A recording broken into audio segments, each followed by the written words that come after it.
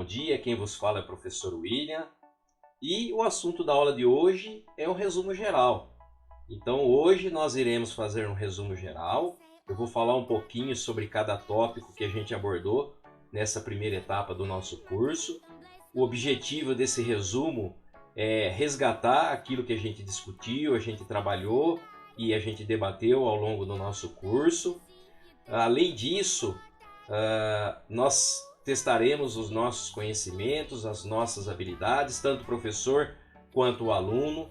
Então o que tem que ficar muito claro é que nós somos uma equipe, ok? Estamos juntos e a gente vai caminhar junto nesse processo de ensino e aprendizagem.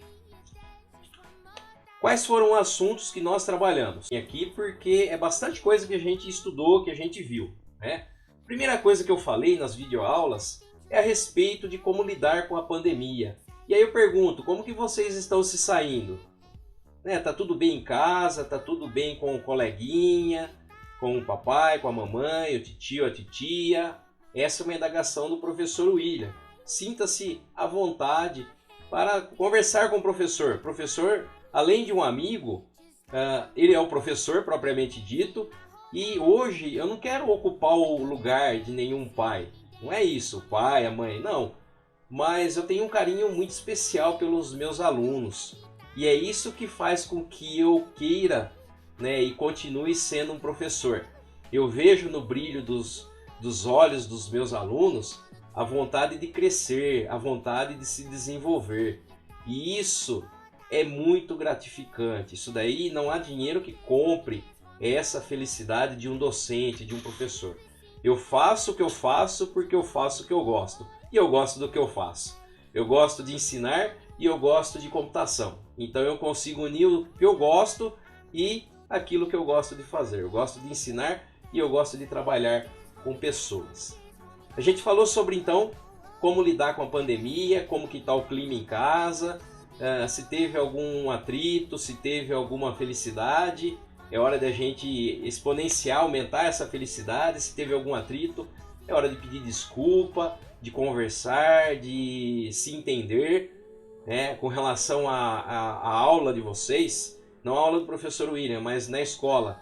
Vocês estão desenvolvendo as atividades, a gente precisa se esforçar.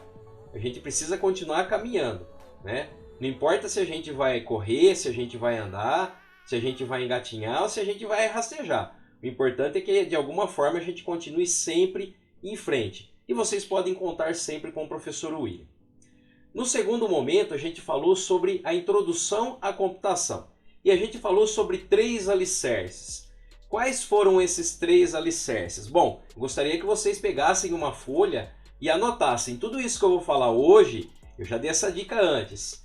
É extremamente importante, porque é exatamente o que cai no nosso teste. Nada mais e nada menos do que eu estou discutindo aqui nessa videoaula e do que nós já discutimos nas aulas anteriores. Na introdução à computação, a gente falou um pouquinho sobre o histórico do computador. A gente sabe que, inicialmente, o computador ele teve como origem para fins bélicos, ou seja, para a guerra. E com o tempo a gente começou a perceber que ele podia ajudar nas tarefas do nosso dia a dia.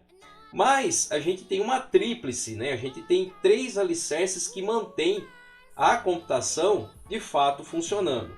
Quais são esses 3 alicerces? A gente falou sobre o hardware, que é a parte física do ambiente computacional. Nós falamos sobre o software, que é a parte lógica, ou seja, aquilo que eu programo para que o meu hardware funcione. Ou seja, então, os softwares são os programas de computadores. E nós temos o peopleware, que são as pessoas que interagem com esse ambiente computacional. Quando eu falo ambiente computacional, ele pode variar. Pode ser um laptop, um notebook, pode ser um tablet, pode ser um celular, pode ser um TV Box, aquela caixinha que nós temos perto da TV, que é o conversor.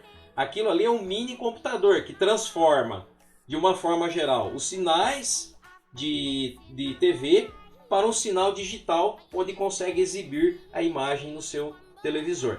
Para que isso funcione, só para a gente entender, nós temos o hardware, que é propriamente aquela caixinha.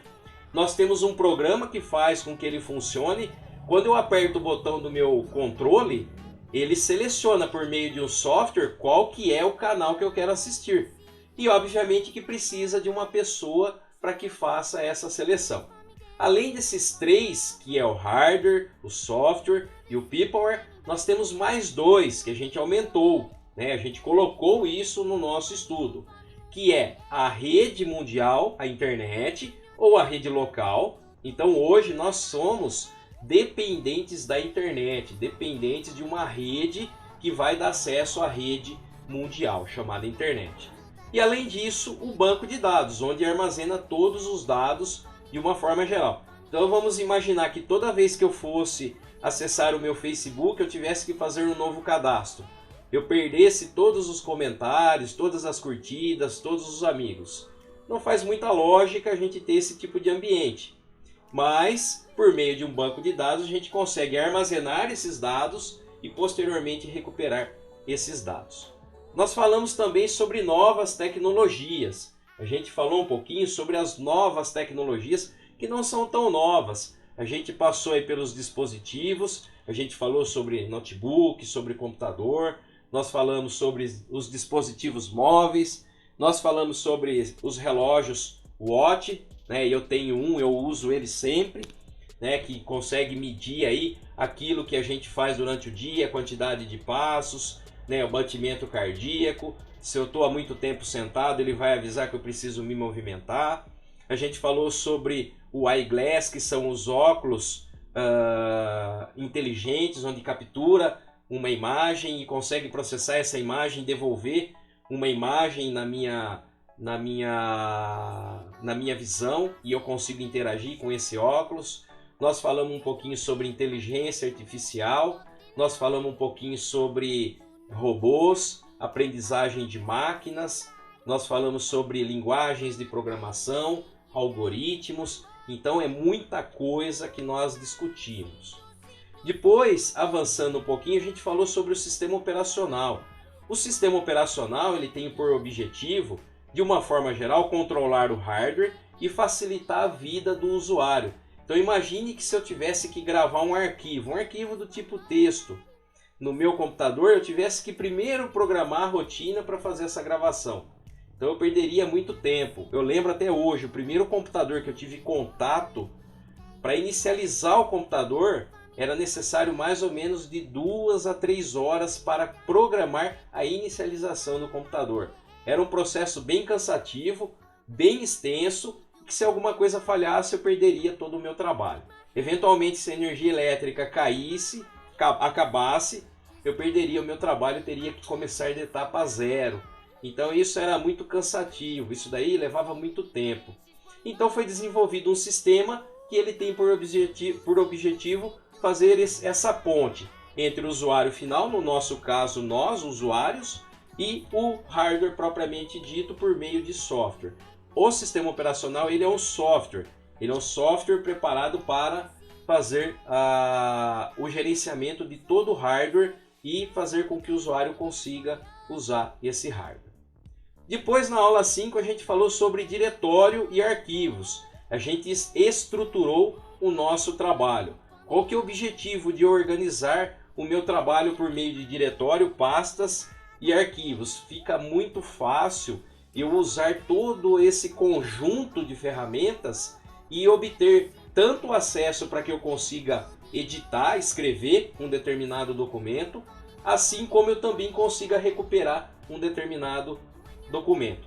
Então, não tem muita lógica eu produzir vários textos e eu não saber onde que eu armazenei esses textos. Então fica difícil. Então por isso que a gente precisa organizar por meio de pastas, diretórios e por meio de arquivos. Dentro de uma empresa isso é muito comum a gente organizar o nosso trabalho dessa forma. Na aula 6 a gente falou também sobre pastas e diretórios. A gente fez as atividades práticas de criar as pastas, de criar os documentos dentro das pastas. A gente viu um pouquinho do processo de copiar e colar, né, que se eu não tiver o devido cuidado, pode ser que eu copie o arquivo errado. Então a gente precisa prestar bem atenção nesses processos, ok? Depois a gente falou um pouquinho sobre o painel de controle.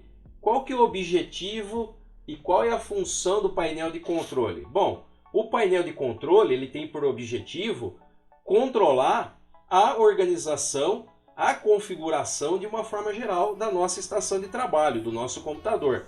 Fundo de tela, a disposição dos ícones,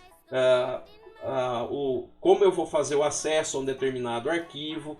Então a gente discutiu bastante a respeito desse painel de controle. O painel de controle ele é mais voltado para aquele usuário técnico, aquela pessoa que vai organizar a estação de trabalho para alguém fazer uso dessa estação de trabalho.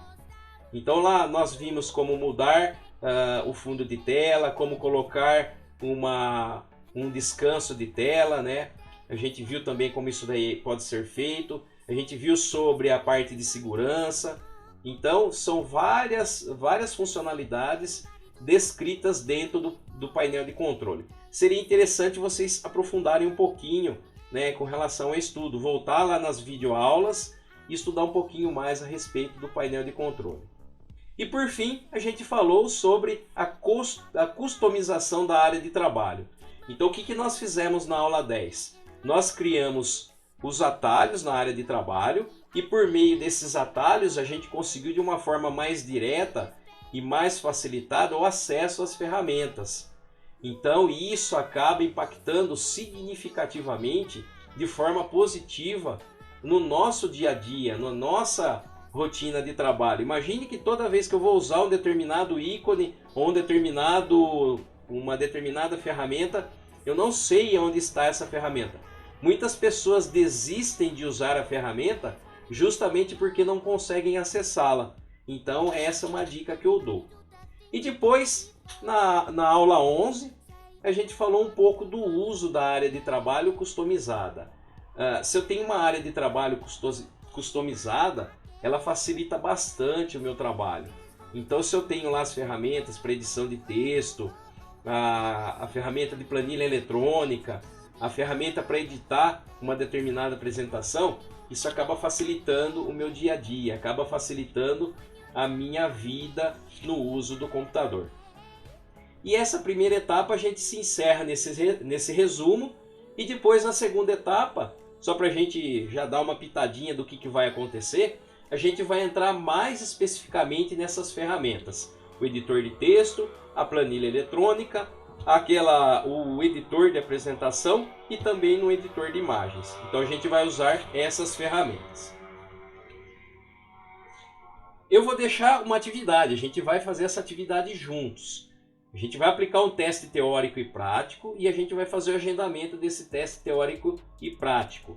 Lembrando que o professor vai acompanhar vocês sempre nessas atividades. Todas as atividades elas são acompanhadas e monitoradas. É por isso que a gente precisa bastante do feedback, ou seja, do retorno de vocês. Se vocês estão gostando do jeito que o professor coloca as ideias, interagir mais com essas atividades, isso é muito importante.